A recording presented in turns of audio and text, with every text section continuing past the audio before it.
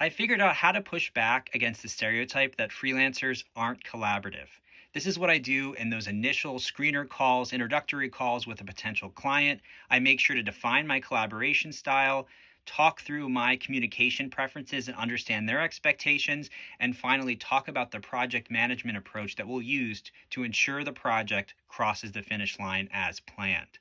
I'm a career freelancer. I've been at it for 12 years, and this is what I do in those conversations with a variety of clients over the years to dispel this myth, to gain their confidence, but also lessen the risk of working with me, right? And to demonstrate that I am in fact a partner and a collaborator. So first off, define your collaboration style. Make this really easy for you to sum up with a few keywords.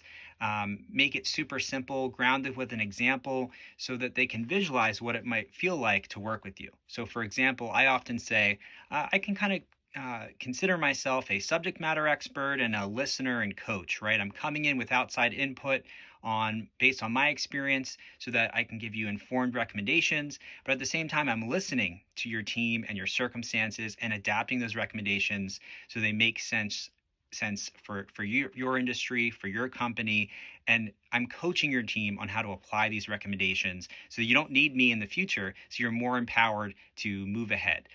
Something along those lines is typically what helps me get my point across and how I see myself as an outside contributor. The second is setting communication preferences and how you typically set your communication cadence with a client.